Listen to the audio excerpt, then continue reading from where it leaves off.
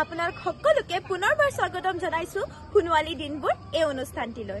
আশা কৰিছো আপোনাক সকলোৱে ভালে আছে আৰু লগতে আজি আমি সকলোৱে আৰু উপভোগ কৰিম পুনৰবাৰ উপভোগ কৰিম কণ কণ ভাইটি ভণ্টিসকলৰ অনুষ্ঠান।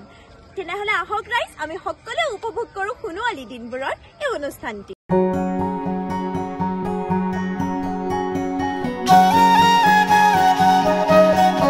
অসমীয়া সংস্কৃতিৰ এটি অন্যতম পৰিচয় হৈছে বৰগীত।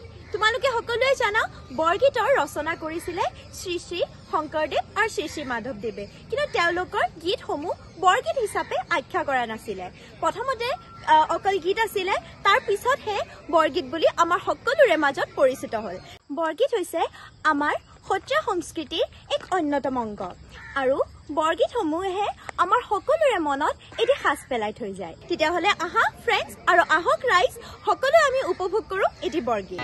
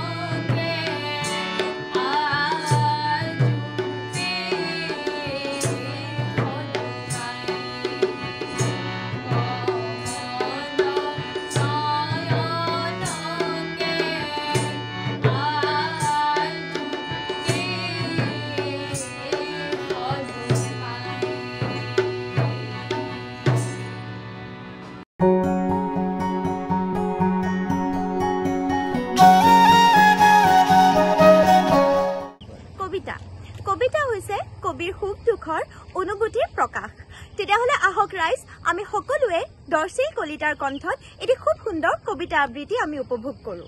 নমস্কাৰ, মোৰ নাম হৰখিল কলিতা।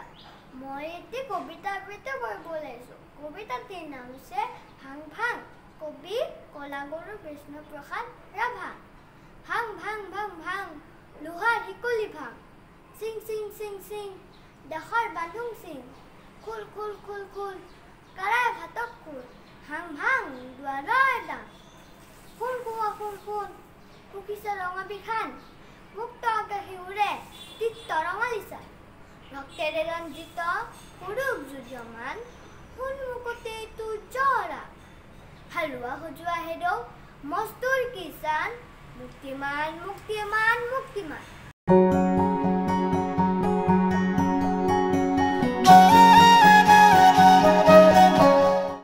কণ কণ ভাইটি ভণ্টিসকলৰ অভিভাৱক তথা গাৰ্জেনলৈ আগবঢ়াব ওলাইছোঁ খাদ্য সম্পৰ্কীয় বাৰ্তা, আৰু এই খাদ্য বাৰ্তাটি আগবঢ়াইছে বীণা পাঠকে। মৰমৰ অকণিহঁত, তোমালোকৰ অভিভাৱকসকলক মই কিছু কথা ক'ব বিচাৰিছোঁ।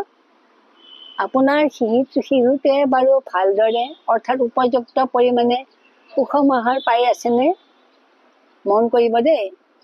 আজিকালি শিশুৱে কেৱল মাংস খোৱাটোৱেহে পচন্দ কৰে, কিন্তু মাংসৰ জুতিয়ে সুষম আহাৰ লাভ কৰাত সফল হৈছে জানো? কাৰণ মাংসৰ জুতিৰে আমি কেৱল গ্ৰথ অৰ্থাৎ বৃদ্ধিহে পাওঁ, কিন্তু শিশু এটাই পৰিপুষ্টি পাবলৈ হ'লে খাদ্যৰ বিভিন্ন পৰিপোষকৰ মাত্ৰা নিৰ্ধাৰণ কৰা হ'ব লাগে। এইবোৰ হ'ল কাৰ্বহাইড্ৰেট যেনে ভাত, ৰুটি আৰু আলু ইত্যাদি। ফেট অৰ্থাৎ চৰ্বিজাতীয় বস্তু যেনে ঘিউ, গাখীৰ, মাখন, তেল, ক্ৰীম ইত্যাদি। ইয়াৰ উপৰিও ভিটামিন যেনেকুৱা নেমু, শাক পাচলি, ফল মূল, আঁহজাতীয় শাক পাচলিৰ উপৰিও খাদ্যত যথেষ্ট পৰিমাণে পানী থাকিব লাগে। ইয়াৰ বিষয়ে আমি বেলেগ এদিন আলোচনা কৰিম। কি খাদ্যত কি ভিটামিন থাকে, ABC গোটেই বিষয়ে বিশদভাৱে আমি বেলেগ এদিন আলোচনা কৰিম। আজি এই আলোচনাটি আমি ইমানতে সামৰিলোঁ। পুনৰ লগ পাম আমি ইয়াৰ পিছৰ খণ্ডত, তেতিয়া বিস্তৃতভাৱে আমি সকলো আলোচনা কৰিম। ধন্যবাদ।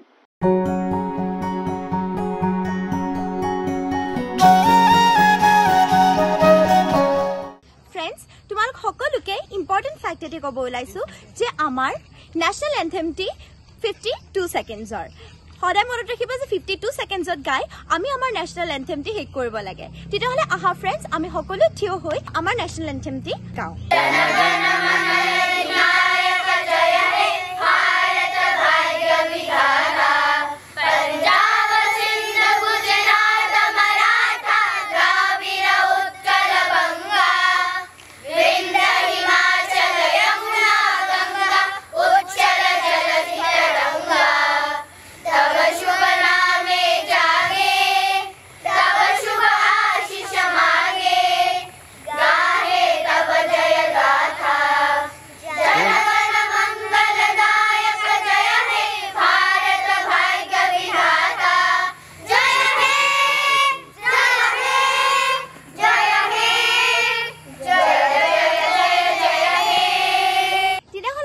আমি আমাৰ অনুষ্ঠানটি সামৰিব ওলাইছোঁ, আৰু নেক্সট এপিছডত আপোনালোক সকলোকে এটি নলেজ দিম আমি যে আপোনালোক শিশুসকলৰ মানসিক আৰু শাৰীৰিক বিকাশৰ কাৰণে কি কি খাদ্য উপকাৰী আপোনালোক সকলোকে নলেজ দিম। Till then stay tune, take care and love you all.